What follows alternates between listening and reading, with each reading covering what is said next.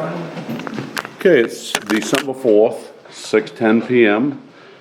We're on our bi-monthly selectmen's meeting. I'd like to start the meeting with a roll call.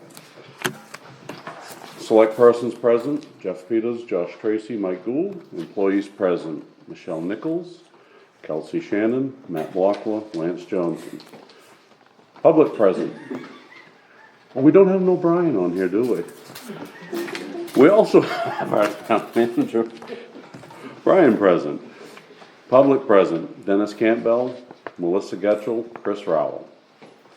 Let's start the meeting with the Pledge of Allegiance. Pledge allegiance to the flag of the United States of America and to the republic for which it stands, one nation, under God, indivisible, with liberty and justice for all.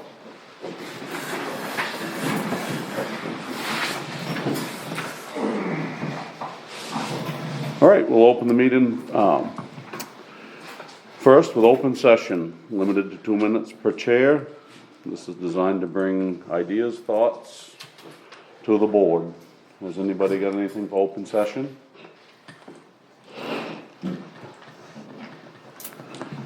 Okay, seeing none, we'll move to item 3, signing the minutes of the board meeting. These will be the minutes from the last board meeting. You guys have got them and read them.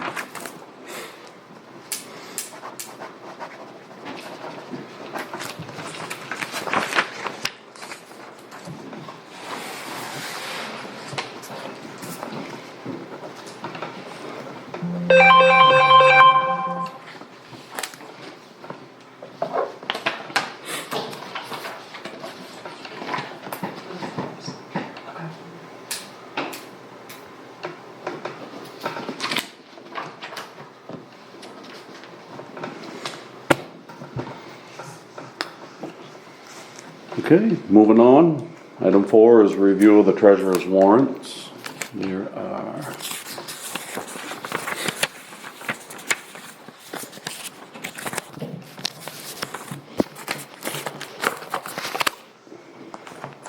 so we have a total of 3. We have payroll 84 and 85, accounts payable 86.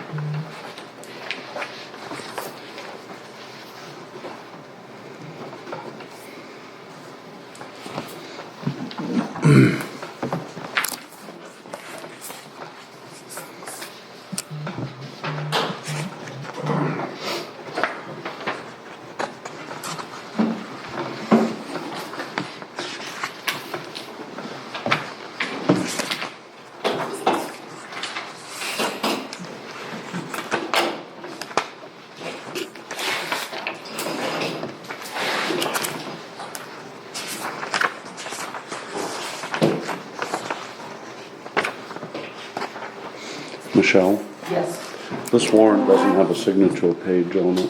it doesn't because Kelsey did it by herself today. I was in Bangor. Okay. So everything is ready to go. She just didn't print the final warrant. So if you sign it, it will be exactly the same. Okay. So just sign it on the first page on the preview. Yep, Okay. yep, just draw, 3 lines, Yep. one for each of you.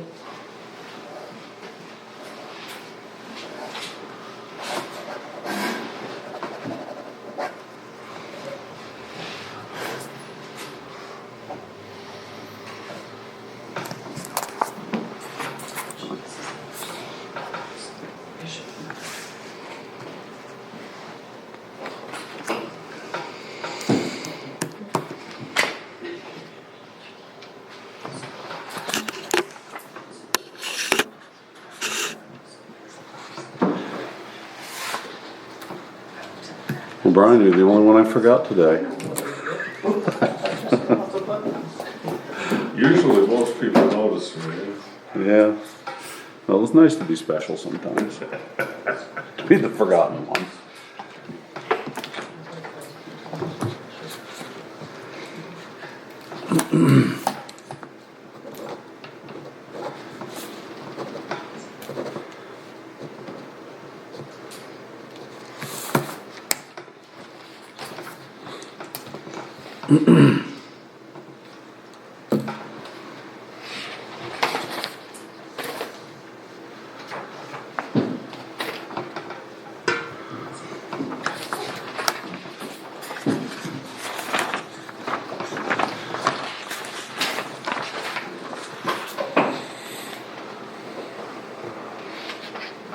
Yeah, good news is we do have kind of a light agenda tonight. That is good news. Probably might be the same next meeting, but in January, she's probably gonna take a hard turn in the other direction. Correct. I'm suspecting you're right. Okay, moving on. Item 5, old business. The first item of old business, the Troy Nesbit situation, property. As Lance, you asked me to put that on the agenda, was there anything you wanted to? Well, I knew we had a judgment from the judge. That was my reasoning for it, was never gone any further than that. I contacted the attorney yesterday that's handling that, Stephen Wagner. Is that Rodman Winchell, is that the Rodman Winchell, permit? And basically he said, yes, there is a judgment. Actually grab my report here because I did the language pretty much the same.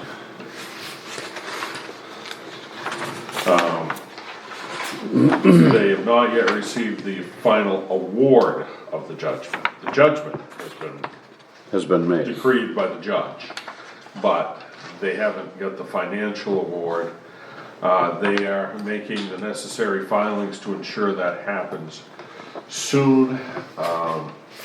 That property has been foreclosed on by Maine State Housing Authority, Correct. and they, once they, I guess, hear something from them, they're gonna present some options to us, the law firm is, about, you know, how we can go about getting our portion of the money. And one of the things they said, as far as a cleanup, the attorney asked me, he said, has the property been cleaned up? And I thought you said it had, but one of the concerns we had was we didn't know how it had been cleaned up because of an incident the fire department had there. When we left court, the last time we left court, it wasn't 100% cleaned up. And then I drove by the other day Of and, course, it's got snow cover on it now too. yeah, well, he did get rid of the white metal pile in the back. I noticed that was gone. I haven't walked the property, but all visually it looks like it's cleaned up. I know there was some discrepancies, some stuff was buried or something. So here's the concern. I think everybody's thinking the same thing. The concern is the property's gonna be foreclosed on. Has been Has been foreclosed foreclosed on. on. It was for sale and the sale blew up. And we're over $10,000 in legal costs that we have invested in this at this point. So where does that leave us in line with a lien? Well, that's, Where does that leave us legally to have a leg to stand on to collect it? they have filed, that was my understanding from Mr. Wagner, that they have filed all the paperwork so that we're In line? in line. But we really don't know how that's all gonna play out because of assets and what everybody else is. And Right. And if if it's- he goes into bankruptcy, the bankruptcy attorney, the way the law reads, they always get paid first. So, well, I don't know how much of this is covered by bankruptcy protection either. And the other question is, what are our rights as a town if, for instance, he owes $150,000 and the property's worth $100,000 and we're standing in line behind Maine State Housing, the citizens of Sangerville are paying for this legal procedure. That's a very real possibility. Where do we stand attaching other properties he owns to, with a lien to get the money that's owed us? Mr. Wagner's supposed to, he said when they hear back on the award or when the next step, he's gonna present us with what we have for options to Okay. do. So That was pretty much specifically what I asked him yesterday. I thought the award was in that, I guess I That was the judgment or the decree, and basically, but I mean, that's like, you know, he said, yeah, you know, this gentleman owes this to the town of Sangerville for legal fees, et cetera, et cetera, et cetera. But this gentleman also owes this party and this party and this party. gotcha. And somewhere in there, I think a judge, probably, Mike, you know more about this stuff than I do, but I'm guessing a judge or a court, a legal body of some type, says how this is gonna play out, either that or the different lawyers negotiate it out. I mean, we assume the attorney knowing what we want to do as far as the lien, and I suspect that's what he's going after. Yes. Period. So we do need to wait to hear from you as to where he's at. So I had just contacted him for an update knowing we were having this meeting tonight. Building a little fire underneath of it. Exactly, Yeah. yeah. And he's not bad, when you build a fire underneath them, they respond fairly quickly. The engineer on the building next door, that's a whole other story. Right. Yeah. Drop napalm under him, you can't get him to move any faster. Okay, so that situation, that's the report that we have, We're and just, you have done we're just staying on due top of diligence. that. Yep, That's the only thing I can think of we can do at this point. yep. And, Because it really, to be honest, is out of our hands, and we've hired an attorney to represent our interests, and, you Right. know, I think once you do that, you pretty much, people like me that don't have that, and you that don't have that legal background, we kind of Correct. stay out of it and let the people we hire do the job. right, you gotta make sure they do it, that's all. Yeah, It and sounds that's like you've the done, thing. I mean, Yeah, that's the thing, I'm just keeping in contact, saying, hey, where are we? yep, that's good. Yeah, I thought that we were all done with the lawyers, I didn't realize that's how. Oh, I don't even think we've begun to, We haven't hit the halfway mark yet. not even close. The foreclosure card played, Yeah, that's kind of snafu stuff. I went 3 times to court. Then, get the judgment in the mail, I figured, oh, there we go, that's it. On the positive side of that, I've had more than one citizen come up to me and say, thank you for cleaning it up. I said, I didn't have much to do with it, but it does look nicer. There's been a lot of positive response about the cleanup. Oh, it looks $1,000. It does, it looks a lot better. Well, Lance has worked hard and put a lot of hours into that. I'm aware. That's So good. debatable though, guys. What's Mine, that? It looks better, it's just across the street. Right. The, That the, yard looks just as nasty as the the other yard. subject, the subject property we're talking about looks much nicer. But, good job, Lance, staying on it. Okay, moving on. Our current solid waste location, for 2 meetings, we've discussed, we've had citizens bring forward their dismay with our current solid waste program, and so we've been researching it. And, you know, one of the things, Michelle and I kind of looked at each other at one point in the office and said, there's nothing on this, there's no record of this. Now, Rick Dodson came in and he listened, you know, listened to meetings back, and he found a certain meeting that I haven't had a chance to listen to it yet, but he found one meeting recording where it was discussed. And that's pretty much all we've got official on it.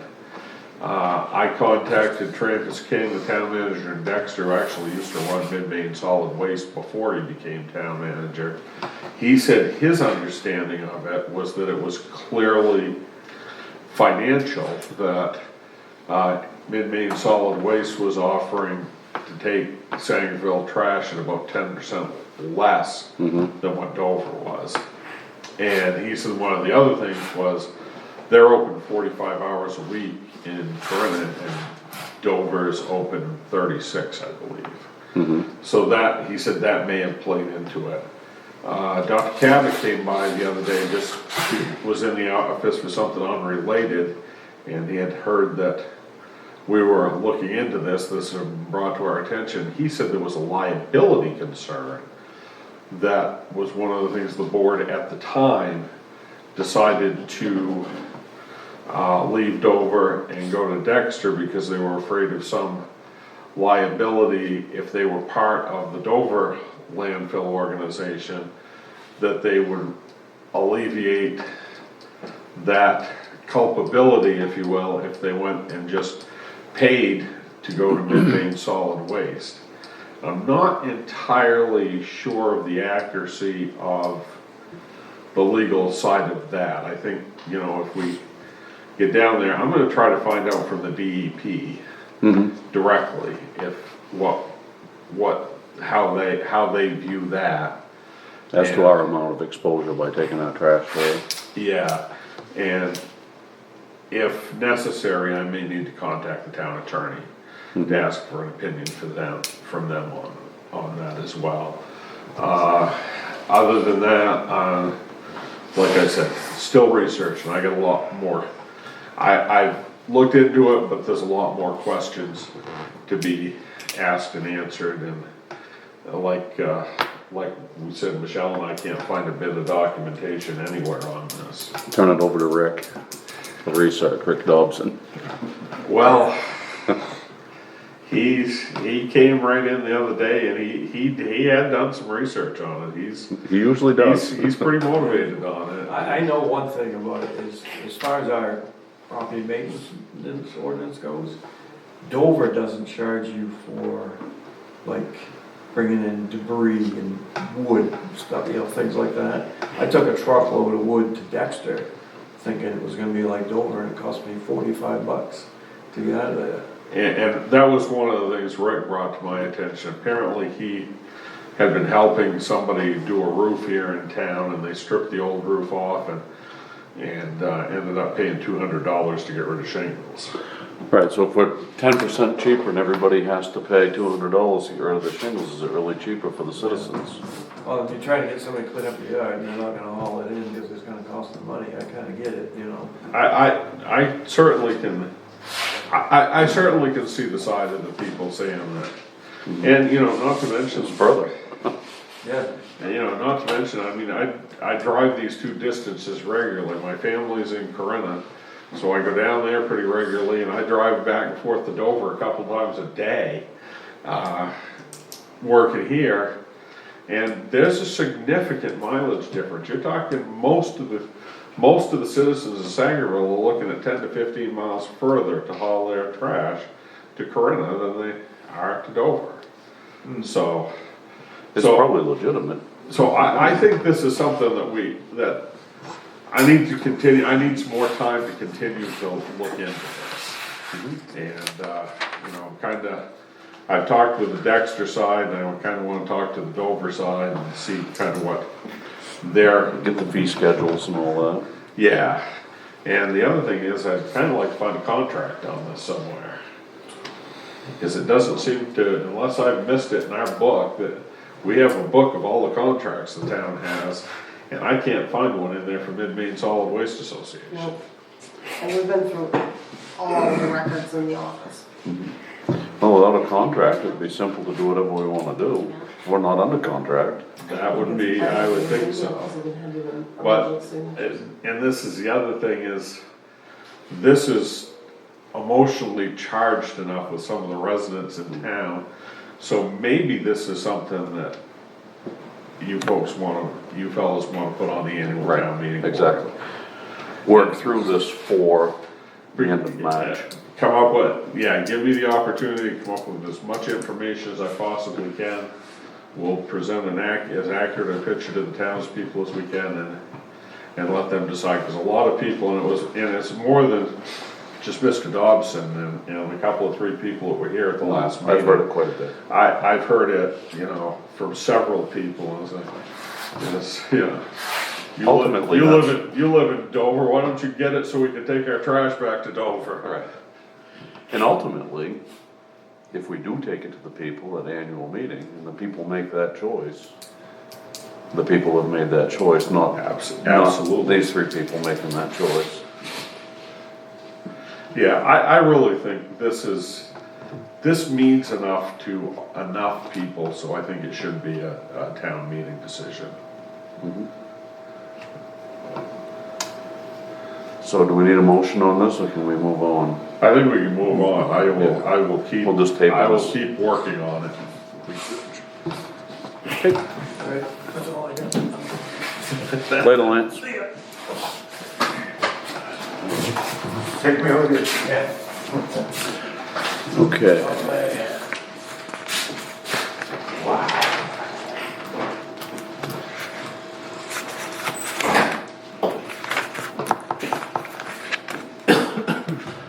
So next item, item C, is the tax acquired property on Honeywell Avenue. As you remember, on the November 20th meeting, you gentlemen decided to give them 7 days to pay their taxes in full. Correct. We considered with a holiday in there that we should consider it 7 business days to be a little bit more fair, which took us, I believe, to this December 5th, tomorrow. December 5th tomorrow. In the meantime, I received an email that I forwarded to all of you. Did you all see that email? Yes. Okay, and my response to her was that, you know, I appreciated her circumstances, but this is a decision for the Board of Selectmen, not anybody in the office. Michelle, can you tell them what they've done so far for payment? Yeah, so, Tuesday, we ended up with a payment that covered the last of 2022 taxes and part of 2023. So they still have, what, 1,400? I think it's right around 1,400 left to pay off. So, as far as the lien process goes, you have copies in front of you. And on page 42 of the lien manual, it says, if a taxpayer wishes to regain title after foreclosure, he or she must buy the property back from the municipality. So basically, what you guys have done is said you can have this back if you pay your taxes up to date. In And 7 you've days. given them the opportunity. In nowhere in this manual says you have to do that No, at all. and we understood that when we did it. Right, so now they're looking, first they said, well, we can do this, we can pay everything off by hopefully the end of December. I called them, made sure that they understood it was a 7-day, that's what the board said that they would deal with. And then the email came, and I talked to her Tuesday and reminded her that the deadline was coming up. And she said that they would try to gather all the money and be able to pay that off on Thursday. Email went to Brian, and this is where it's Meeting at. tomorrow, Thursday. Tomorrow, Yes. yep. So at this point, there's no action taken because we have not gone past that deadline that we set. Right. Right. Thursday is that deadline. Thursday's the deadline, and they're fully aware of it. Okay. The decision to make is what we do beyond that deadline if it's not paid in full. Yes. And we need to make that decision so we can, otherwise it's gonna be 2 weeks before we tell them what we decided. Right. The other thing is that whatever, and I made sure there's a waiver that they're supposed to sign if they're in front of me stating that it doesn't matter if you don't pay this in full, the foreclosure would still take place.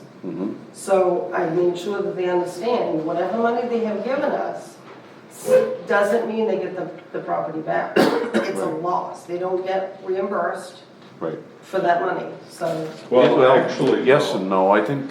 Yeah, I was gonna say, I think I can address this. Under that new law, and we need, again, we've discussed this, we need to keep our costs, keep very careful track of our costs, because our costs, the cost of listing with a realtor, and then when it sells, we take just what they owe us. Right. So they've already paid us some, so the money that we would take is minus that.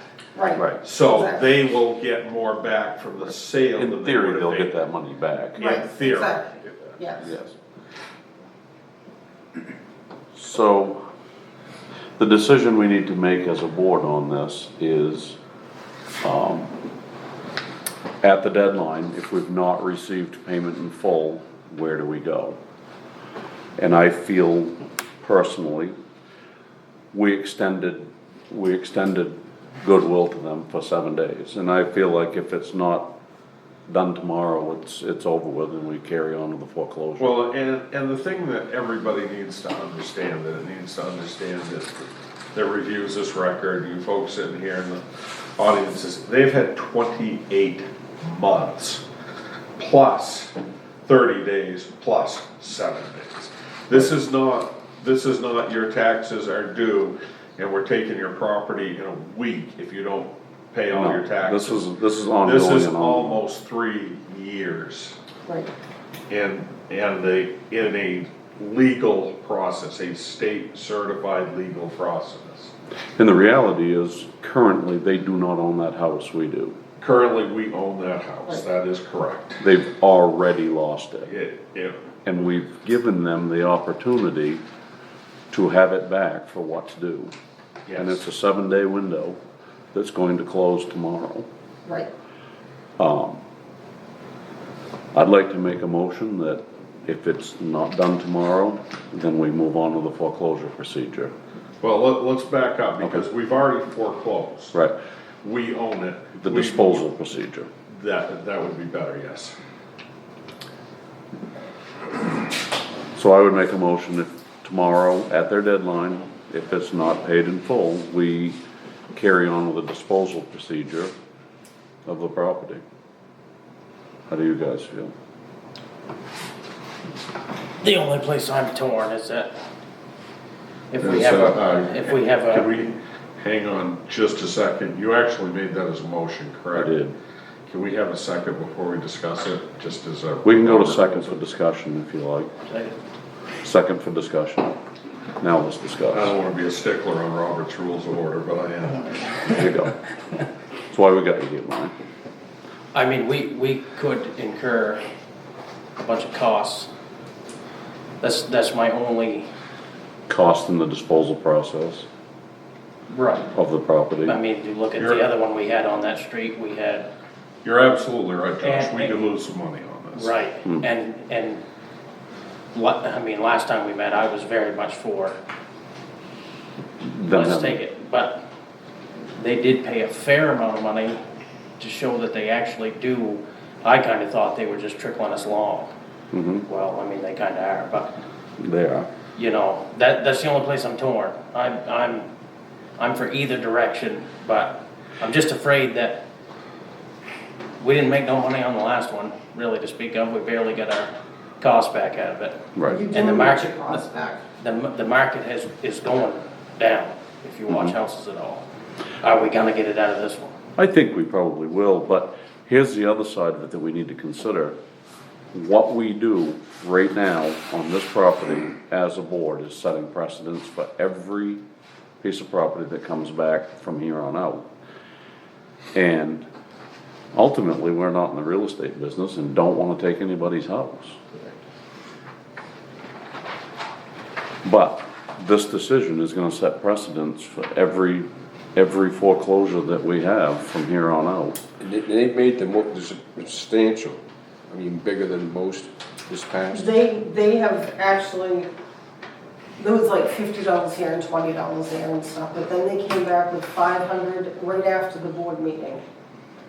Then they came up with the 1,400 that they just paid on Tuesday, Plus the 5. plus 5. So they're down to like I said, about $1,400 left to pay. Is there any late fees or, Oh, there's late fees and interest all the time. so is that tacked onto it now, or is that what, It has been tacked on as far as the foreclosure piece goes. Then once it becomes town property, the interest stops. Right. But I mean, the amount we're asking them to pay is, that's the late fees and, Whatever late fees up to date, yes.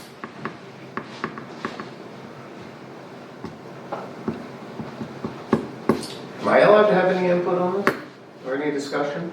That's at your discretion.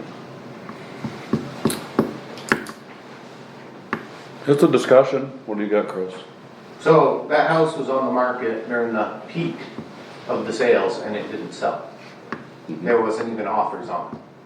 So you need to really think about that as well. And none of us have seen the, I don't even. I have. I've been into the driveway to make sure there were no trespassing signs. Yes, I have too, and that's as far as I've been. It needs a basement. I mean, there's no doubt about that. And that's a substantial job. That's why there were no offers on it. And it wasn't listed for a lot, Do you remember what it was listed for? 40. 40. By who? I don't remember the agent that had it up. It was Century 21 or something like that. It was one of the bigger ones.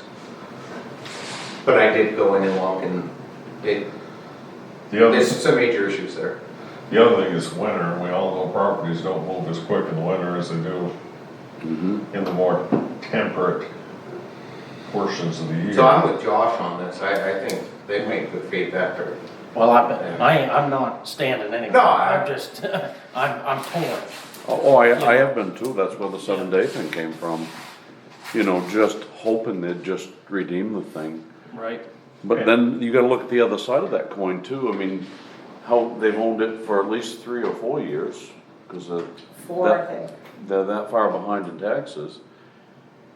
And is it in our best interest to have an old relic full of raccoons that, sitting there that nobody's doing with, anything with? Or rats. The rats could have moved from one house down the road to the other house. The other thing is, if they pay now, what are they gonna do next year, and the year after? It's not gonna address the severely run-down property that we have on our hands too. No, and I mean, that's another thing, that is getting to the point where it could be considered a dangerous property.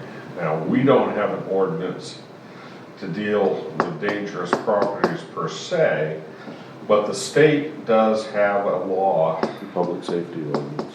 yeah, which is, it's a little vague, but I've kind of looked at it because we might have another property or two around, we need to pursue that. So, I would think it would fall under the property maintenance ordinance that. we do have a property maintenance ordinance, but yes and no, I mean, there doesn't seem to be a whole lot of trash or garbage or anything like that around outside, it's just an abandoned house, and if you look around town, there's several that are vacant houses that have a lot more refuse, for lack of a better term, around the building. So. And you know, I've been on the other side of the table from this. When I was a selectman in Dover, I absolutely despise sitting in that position where you have to take somebody's property. It's a horrible feeling. I A despise horrible it. thing to do. But, you know, at some point you, The thing we have to remember as a group is we were elected to represent the interest of the people of the town of Sangerville and what is best, the way we see it. And that's how you have to proceed, not with your, you know, and this is a decision we need to make. So if it doesn't sell, and we have to demo it, we're gonna be on the hook for some it's cash, gonna yeah. cost a ton. Demo it, clean up, I mean, that's, I would think for that small amount of money that property would sell for that. I mean, I'm not a real estate guy, but I bought and sold enough of it. The other one sold for close to enough to cover the This one, costs. and the other one was way It grosser was than this way one. worse, yeah. So, The other one was a lot worse than this one, and it brought nearly enough to cover this one. There's also nothing to prevent you and establishing this as a precedent and say, well, we gave them 7 days, they got close. Let's go ahead and give them 30 days from the last meeting, and that'll be our precedent going forward, is that we give 30 days to people in like situation in the future. Which would, Because I don't think anybody here wants to take somebody's house. so, I That's the mean, crappiest part of the job. which, you know, we're into the holiday season, I mean, you could say, okay, you know, we've reviewed your situation, we'll give you to January 3rd, but that is absolutely it, if you're not there. I mean, this is your decision, I'm just throwing out options, And that's the problem, this is about the 8th, this is it. and that's true. I So know. that's what you've got to decide, where. This is the first time that there's been an effort made to correct it. A real effort. And this is a real effort, I mean, they They're came trying. up, they came up with real money. Right. And you know, like Brian said, you've got the holidays here. You know, they had originally asked for December 31st. They don't live here, so it's not necessarily kicking a family out of their home compared, Right. you know, compared to something else. But I think they've made a good faith effort, so maybe going to their original, like Brian said, to January 3rd, and then saying, you know, this is it. And as Chris pointed out, and Mike pointed out, we could be, if we roll the dice and gamble on this, you know, those taxpayers we all work for Right. might end up parting with some of their money that they never should have, you know, never intended, never should have taken place. And we could say, well, we showed a little bit of compassion, we showed a little bit of restraint, we showed, you know, an over-the-top willingness to work with somebody, and if it pays off, great, and if it doesn't, it's still not out anything. What do we have to do to sell it now? Can we just list it and, You get a broker and you put it out to for sale. Yeah. Yep. And anything that is made on top of that goes back to the old owner. right, I just didn't know if we had to take steps, So this. like we did with the critters on the last one. I mean, Right. did we take care of that for a certain reason?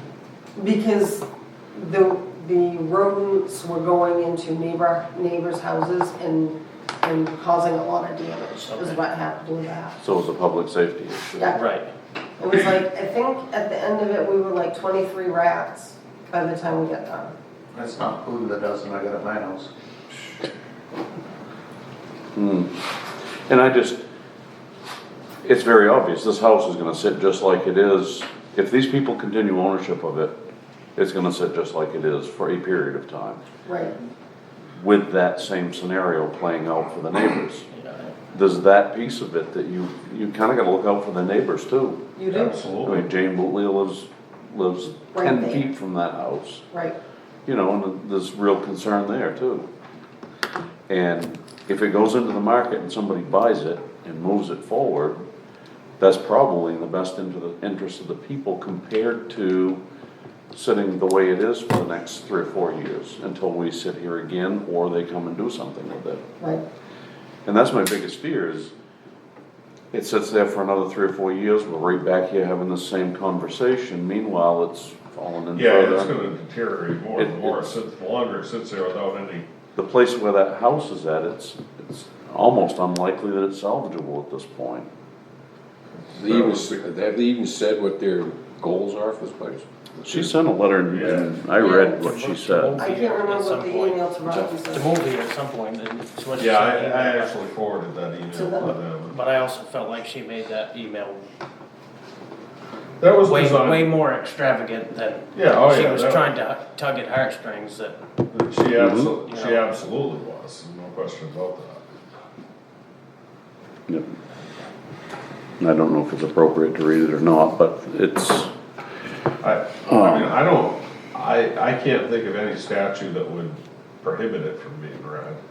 I mean, it wasn't a privileged communication of any type, I mean, she sent that, for the board to consider. she sent it to me and, Mhm. you know, technically, unless I do something that's you know, or we do something that's under executive session with a prescribed statute to it, it is public record. Every, Can we table this to the next meeting and see what happens tomorrow? We could, would be 2 weeks before she knew where she was at. Well, that's why we decided to discuss it tonight, was so that if the payment was made tomorrow, it was final. If it wasn't made, it was final. And we could have a communication and move on. That was the point discussing it tonight. I'm leaning more in your direction now, Nick. The more I think about it, the long run. Well, it's just, the 7 days was, really is. in my opinion, the 7 days was extended way above and beyond. I mean, every chance that could ever be offered's been offered, the payment arrangements have been made and not followed. We've done this over and over and over and over and over. And I feel like as a board, we all felt like the 7 days was appropriate. And I personally feel, looking at it as the best interest of the town, best interest of, you know, where we're going with that property, I really feel like our decision was the right one. If it's not taken care of, then we're gonna move on. So let me throw one more thing out there for you. To give you a clear picture, when a tax is issued in July, they get a notice on that following April. Mm-hmm, Certified mail, it's gonna go to lien. May it gets liened.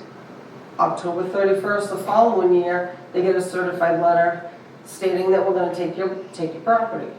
mm-hmm, 30 days later, we take the property. Since then, so you have 22 that have gotten 2 certified letters and 2 notices. You have 23 that has also got certified mails and notices. And they're gonna get 24s will be coming this year. mm-hmm. So they've gotten notices that this is where they stand. And nobody has made the effort in those months to make a payment. Right. The only effort made is after it was gone. And, exactly, I mean, we physically own this property, they don't. right. right.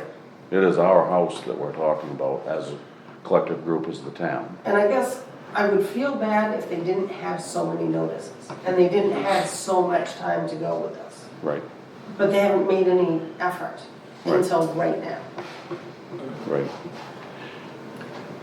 And I think the 7 day thing, if we go forward and that's the precedent we're gonna use with if you do something one way with one person, everybody else is gonna expect to be treated that way, and everybody else should be treated that way. Here's the problem I have with it.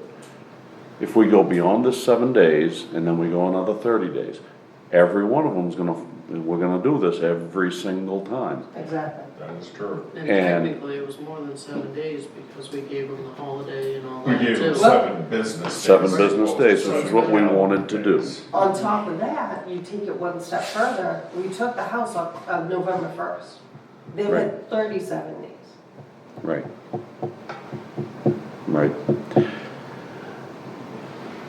So is any other discussion on this? So we'll need a motion back on the floor. You already have. I have a motion on the floor. Just need a vote. We need to move that motion back to the floor after discussion. But you had the discussion, it's been moved and seconded, you've given everybody an opportunity for discussion, now you just call for a vote. Okay. So, the motion as stated was, if it is not paid in full by the end of the deadline, then we're gonna move forward with marketing the property or disposing of the property or whatever you wanna call that. Let's have a vote. 3-0. We're moving forward at the end of 7 days with disposing of the property. And that happens tomorrow at the close of business. That's right. Okay. One of us will call them first thing in the morning. Right. And then that'll give them an opportunity to wire the money, and if the money comes, great, and if it don't, great. Okay, moving on. Appointment papers for Rhonda Taylor for the Budget Committee. That was just an oversight on the last selectmen's meeting. We had a bunch of papers, appointment papers, and I just forgot. one just got lost in the shuffle, was all it is.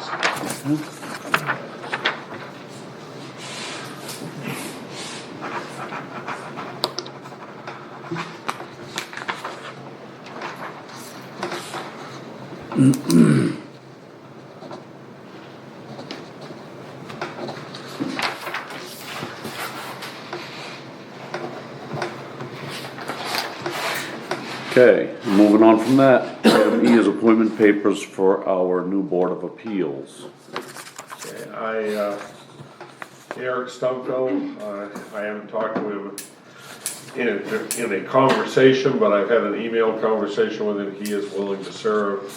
I spoke directly with Paul Davis, who is willing to serve. Bridie Armstrong volunteered her husband, but she said he's definitely willing to serve.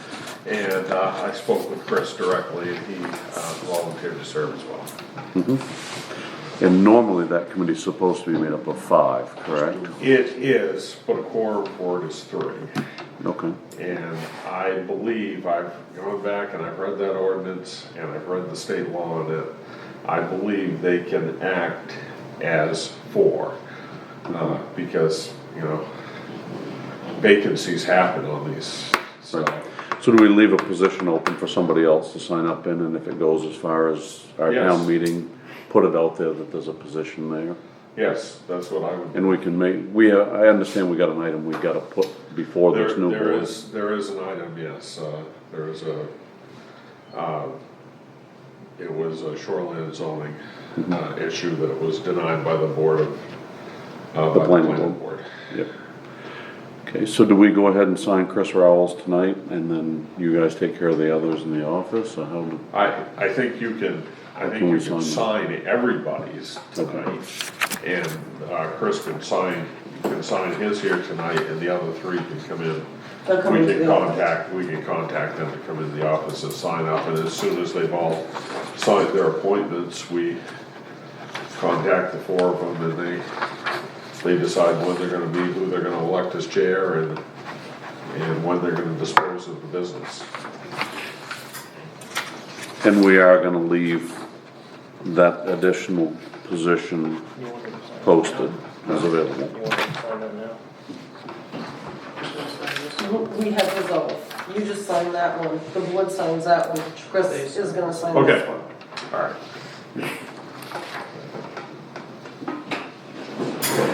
So yes, you know, we have that open, and if somebody wants to fill it. I tried to talk Linus Burgess into filling it yesterday, but Yeah, Thank you. wasn't successful. Sounds like Kim Gazelle. should be a good person to do it. Kim would be a really good person for that position.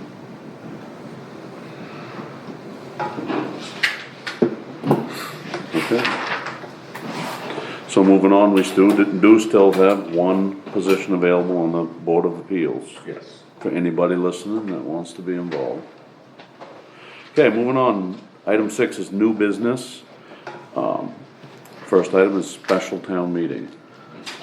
Basically, there is, and I've discussed this several times here, I've put some work into, mostly research, into a National Historic Preservation grant, which is a 75-25 match up to $30,000. The deadline on this for submission is December 13th, which is a week from Friday. Now, I'm pretty confident that I can get the application together and have it ready to submit, but I cannot legally submit that unless the town votes to change. Do you remember the article, Dennis, by any chance? I don't remember the number of it, no. But there was an article in there, and Dennis found it that, Right, in the previous, I don't have it in here either, the previous, town report, it was. but it was very clear that we can't even apply for a matching grant. You know, it's not a matter of we can apply for it, and if we get it, go to the people and say, hey, we got this, if you're willing to have a meeting and accept it. Before I can legally apply, they have to, they have to change that article. Said neither apply for or accept grants that require matching funds, was the word, I know that.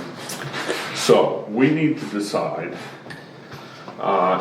if you want me to pursue this grant, we need to, in 7 days is the minimum we can have to post a special town meeting. So if we had a special town meeting Next Saturday. next Thursday night, because I gotta have this grant application into the Dropbox by 5 o'clock on Friday.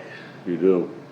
So, and like I said, it may not be my best grant application ever, but, it seems to be, in some ways, Dennis and I kind of batted this back and forth the other day in the office, and it seems like it would be a wasted opportunity if we didn't try. That's right. And as far as putting the work into pulling this together, I'm fine with that. I can put some extra time in next week and get this application in. Yep. And we have to be, for a town meeting, we have to be 7 days. 7 days. So we would post that tomorrow. And say that, and tomorrow is the 5th, so we would say December 12th, like 5 PM or whatever, we would have the special town meeting. With one article, I've got roped into being a moderator in these in Dover before, where you basically, the moderator calls the meeting to order. Almost nobody ever shows up to discuss it. It goes immediately to a vote, you close the meeting, and the last one I moderated lasted 10 minutes. We had one of those this summer. We did. And there's really no significant cost at all to the town to have a special town meeting. But the other side of that coin, there's a cost if we don't have that meeting and we don't apply. There's a potential cost, yes. This grant, if it's the one I'm thinking of, is one of the big ones that we really wanted to have our building in line for. It's significant, yes. I mean, we could have to pony up $10,000 to get 30,000, so for $40,000 worth of work. I mean, the money's out there, and a lot of these grants are matching grants, it's not just this particular one. Right. I mean, the next 5 grants I apply for may very well have a match as well. Right. Go ahead, Dennis. I don't know how big this grant is, if we apply for 30,000, 20,000, whatever, and even if you get a portion of it, is this something ongoing that will be on a yearly basis, or is this on a one-shot? This is my understanding from reading through it, and I've read through it a few times now, is it's a one-shot deal. Okay, so- However, we might, they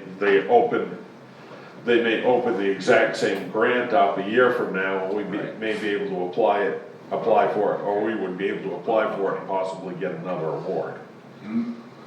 Other grants that we might apply for, including the $10 million that was voted in November for the state of Maine, will require matching funds.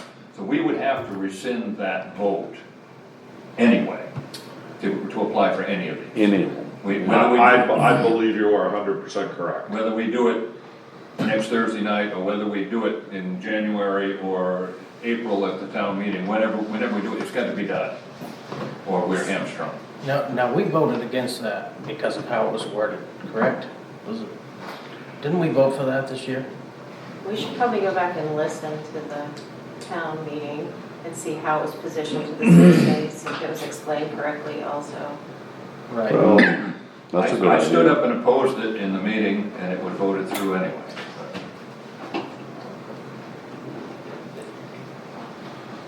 I just want to make sure it's worded so that, I'm all for it.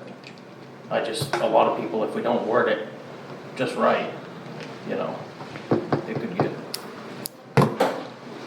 And it's funny, I missed that, Dennis, and when this all came up, I was shocked by it actually. And I remember you standing up, once this came up, it was like,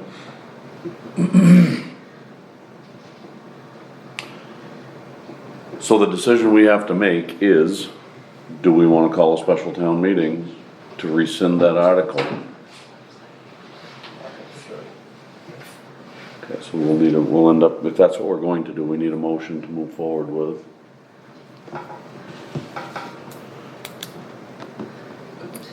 You're thinking next Thursday, or, I'm thinking next Thursday's our only option. It's the only because option. We have to post it tomorrow. It has to be posted for 7 days, and I have to have this electronically in the Dropbox for the National Historic Preservation Group by 5 PM next Friday. yeah, so Thursday night is the only option. Thursday night is the only option. Have you checked with to see if they're available up there? No, I haven't done anything other than have a conversation with Dennis over this and place it on the agenda. Yeah, a So- Thursday night meeting, this venue may be big enough, but I don't know. Do we have the option of pulling the fire trucks out if 100 people show up? Yeah, we can do the same thing we did for your informational thing for the original town hall meeting that they did. Just had a lot of trucks and a lot of chairs on it. I'd be surprised if you get one a dozen. Me Yeah, too. like Thursday night, you probably won't get many, so it'll probably be fine. Yeah, rather than involving the church in it. But I can be here and be ready to move vehicles if need be. Because, I mean, we don't even need chairs, this is a one article meeting.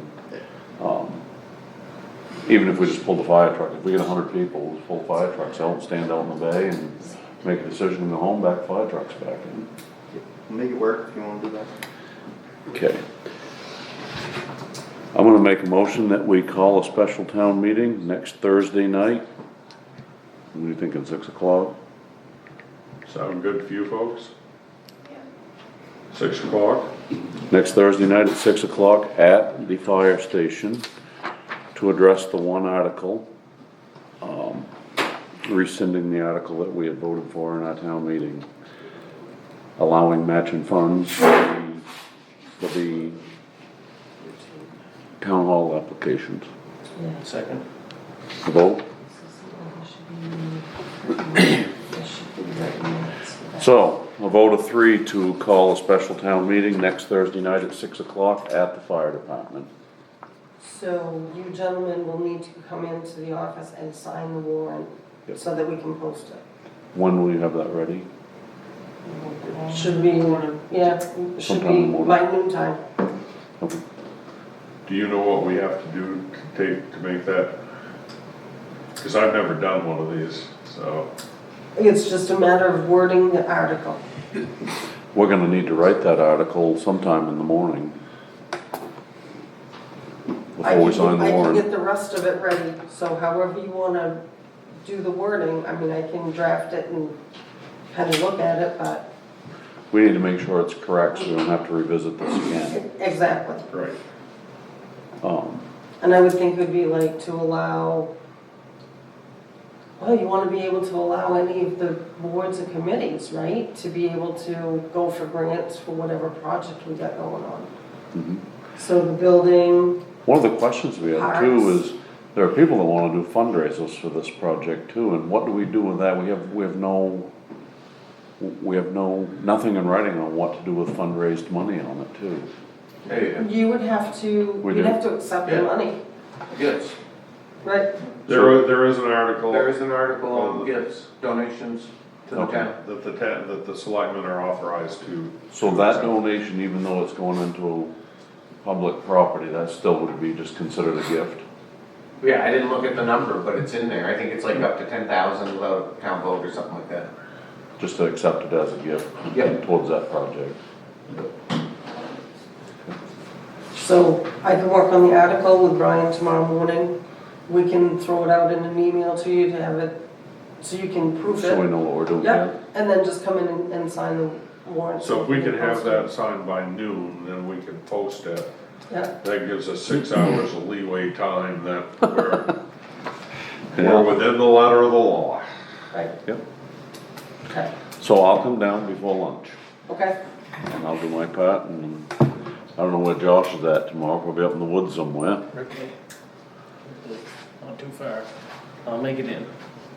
Okay. Mike, you gonna be able to make it? Squeeze it into your schedule.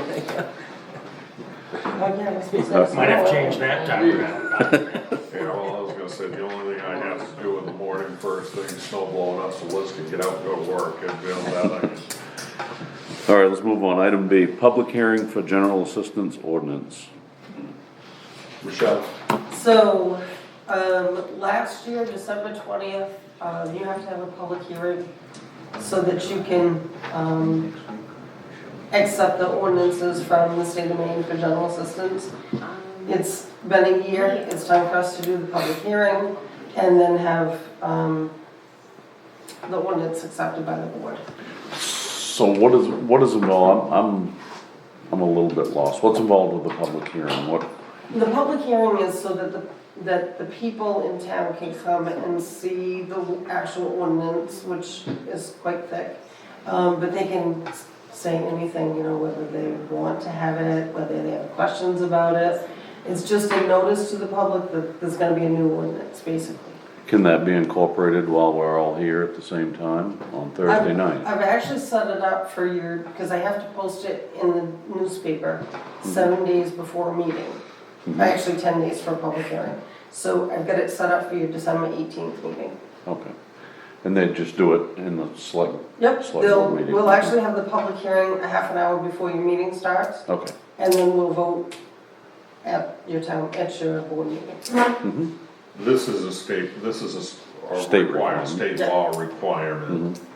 And probably, you know, again, this will be one of those that We have to do every year. we It's have to just do a formality. it, let's face it, a week before Christmas, it isn't gonna generate a lot of public interest. Okay, so there's no action required for that. It's just kind of a notification thing. Exactly. Okay. Item C, January meetings. Our first scheduled selectmen's meeting in the month of January would be New Year's Day, January 1. Negative, Ghost Rider. Now, if we wanted to have it a week early, that would be Christmas. Oh, also a negative. So therefore, how would you like to dispose of this? Would we like to go have the first meeting be on January 8th, and then the following meeting be on January 15th, and then go back to the regular schedule as of February? That seems to be what would logically make the most sense to me. As it does me. But where we're changing the regular meeting schedule, it probably wouldn't hurt to have a vote on it. Okay.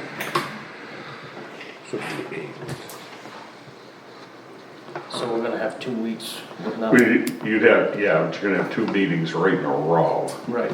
Yep, so. that'll put you back on schedule. But we're also gonna be getting into budget season, so. May not be a bad thing right at the beginning of the year. Okay, so I'm gonna make a motion that we skip the January 1st date for a meeting and move it to the 8th with another meeting the following week, which puts us back onto our selectmen's meeting schedule. Second. Vote.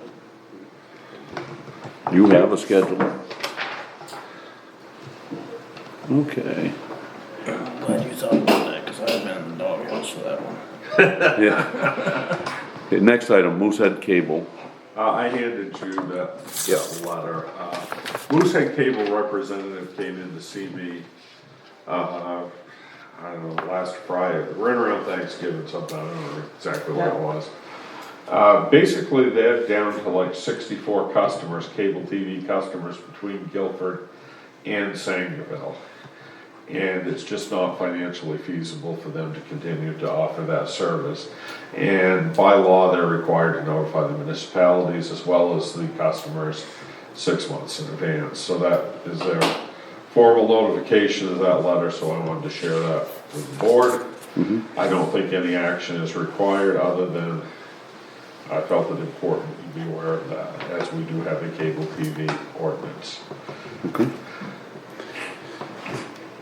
So that's just a notification. Moosehead Cable is all done. Next, Androscoggin Bank. Androscoggin Bank representatives came in and visited us, again, at some point in the last week or two. It's John Simcoe is the kind of key person. A lot of people will remember that John was a town manager here briefly, well, I think he told me 2.5 years in the 90s. We listened to what they had to say, and in all honesty, Michelle and I both feel that we would be better off switching to Androscoggin Bank. And there are kind of two key components to why. One is they have really set themselves up to deal with municipal banking as one of their big areas of their banking.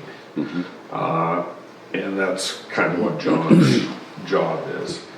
But more importantly to me is the interest rate on the sweep account. Right now through Camden, we're getting our sweep account interest it's less than 1/4 point, I think. It's so low. And whereas, do you remember what they said theirs was? It was like 2 something, It was, if not more. I know at one point, we could actually put money in and have it like in a money market for 5.5%. And we could do it like for a month or 2 months, or, if we've got some extra money kicking around, we want it to work for us, put it in for a month and make some interest, then pull it back out with no penalties. so Michelle and I believe we can make the town's money work better for the town in Androscoggin, but we wanted the board to make the final decision on that. We looked at that this past summer as a group, and when we looked at it back then, it made a lot more sense. Yeah. Especially the way the sweep account thing worked. I mean, right now, sometimes you're getting maybe $500 in a month on your sweep account, and the amount of money that you have in there, you should be getting a couple thousand, Right, if not more. right. And there's no negatives. When we looked at it before, I couldn't find a single negative.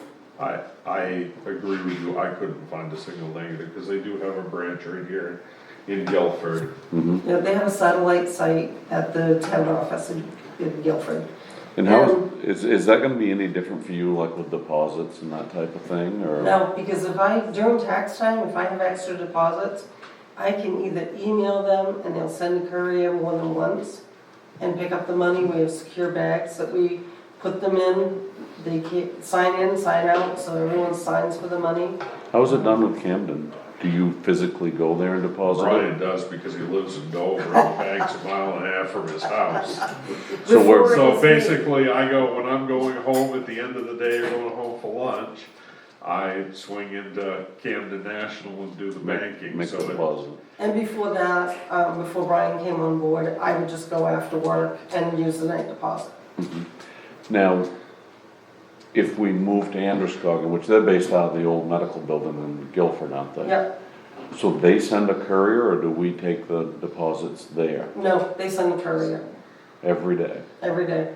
Whatever day we set up for them, like this time of year, you may be doing a deposit once a week, because you don't have the cash flow coming in.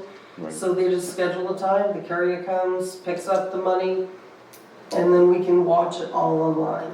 So the money doesn't really go to Guilford, it goes to. It goes back to, Lewiston, I think it is, Lewiston, Albany. Lewiston, I think, is where they're actually based out of. Based on it, yeah. So there's no big pitfalls to them not having a branch that you can access, there's really nothing that, No, because if I need cash, I can call them and they will bring me change, or they'll bring me whatever I need. We've also kept money at Main Highlands. It's not a lot, but it's enough to make change with, right? so that we have access to, and we're not walking ourselves off. And, the reality is, for a matter of centuries, banking was very much a brick and mortar operation, and in the 21st century, it's not. Right. They will also, like I can do the internet banking piece, but they also have the municipal bond piece. So if we ever needed to have cash for a project, that's part of Joan's job. is Right. being able to put that all together. You got somebody to contact that knows what they're talking about. Right. So, we'll need a motion to move the money. Let's make a motion to move the money. Second. Scares me a bit, but okay. Let's vote on it. We voted to move our accounts to Androscoggin Bank. Thank you. So are we getting right out of Camden completely? Is that the Yes, plan? that is Yep. my intention, But yes. keeping a little bit of Main Highlands? Yeah. Perfect. Just for an emergency Yep. type thing, so.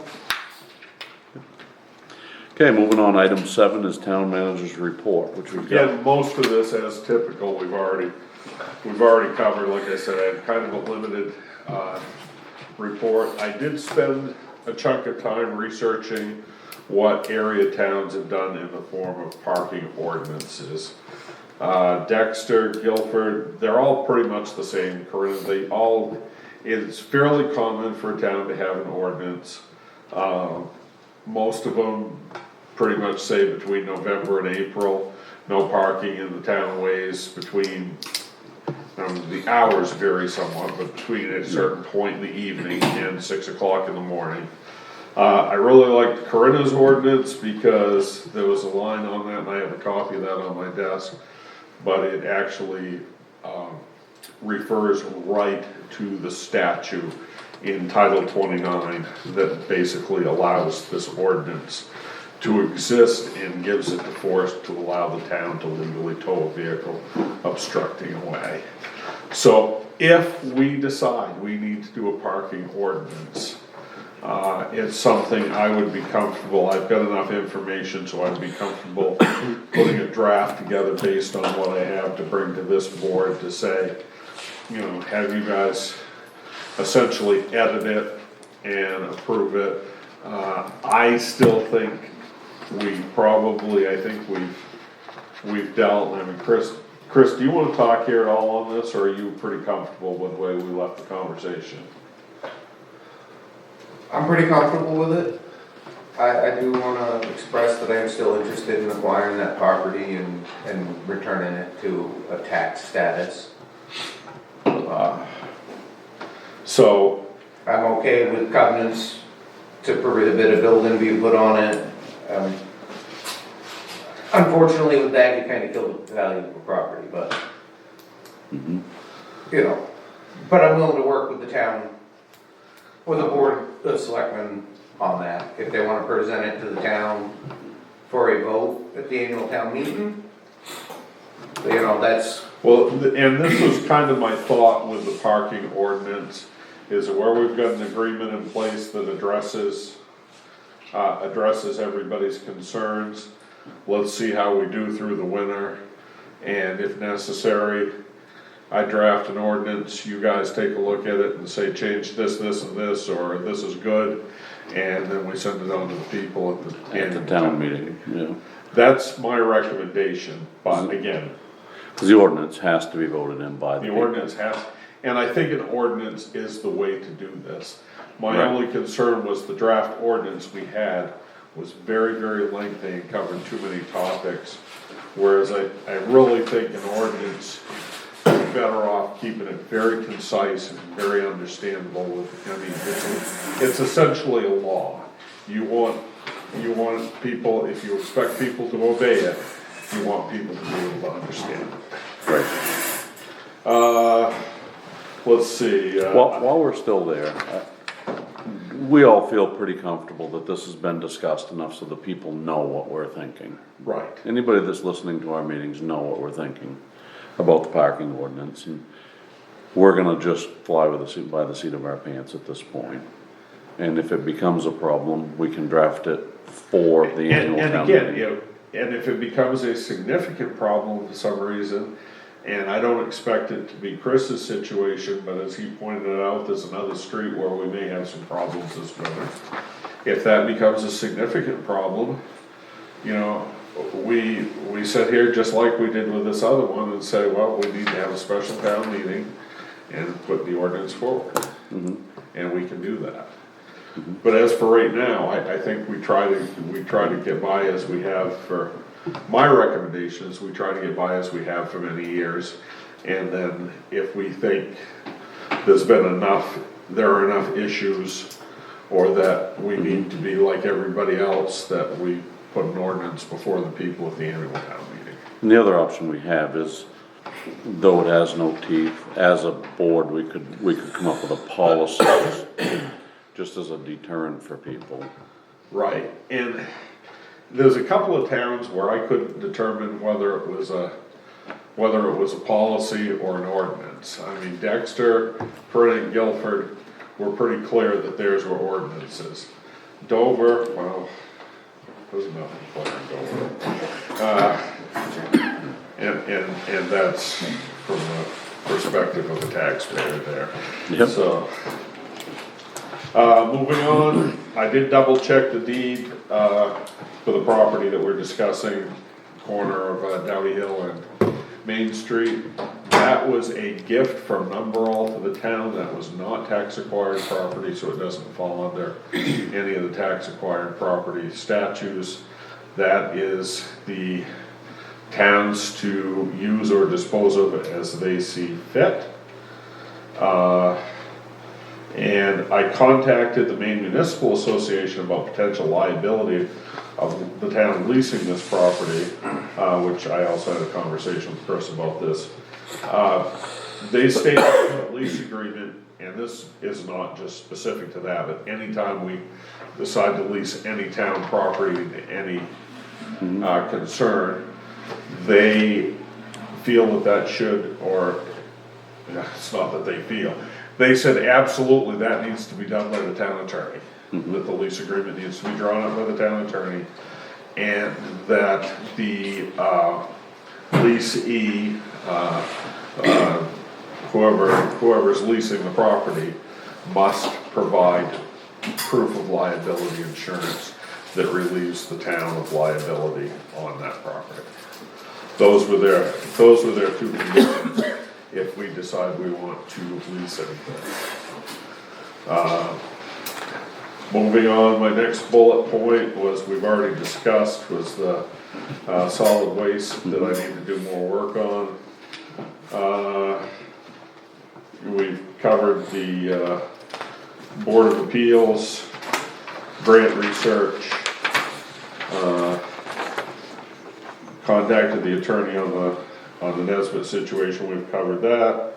Also took the opportunity to be a guest at the annual meeting of the Sangerville Volunteer Fire Department the other night, and so that I could meet anybody that hadn't met yet and let them fire any questions at me, and positive. Yeah, I was very impressed. You got a good group of people, man. I enjoyed being here, and it's an active department, and if anything, the only concern I have is I'm concerned that the people of this town may not know just how valuable that asset is to them. So we'll work on that. So that's pretty much it for the town manager side of it. For our road commissioner, first storm of the season generated no real complaints on plowing or sanding. Do have an issue at the end of the Turner Road that I'm kind of working on getting all parties to agree on. But I think we can manage that without having to involve the selectmen. Winter conditions have kind of put a stop to us doing anything further for road work for the year. We did receive our local road assistance money from Maine DOT for 2024 at the end of November, $39,828, which will be carried forward to perform work in the spring. I have spoke with one of our road committee members, and we're anxious to begin meeting hopefully this coming week. I just need to talk to Josh about that, but in case you haven't figured out, read between the lines, Butch really wants to get going on this road committee, and I don't want to do anything to dampen the enthusiasm of any citizen wanting to work to make the town a better place. Right? And there we have it. And that concludes town manager's report, road commissioner's report. That moves us to item 9, select board concerns. I have none. I have none. Okay. Executive session, we have none this meeting. We will need to have an executive session on the 18th because there are a couple of personnel matters that we need to discuss. Nothing hot button issue, just some clarifications with the personnel policy and how we're doing business. We will have that on there with a citation of the correct statute on the next agenda. And with that, to make a motion that we adjourn the meeting. Second. We're adjourned. 7:30.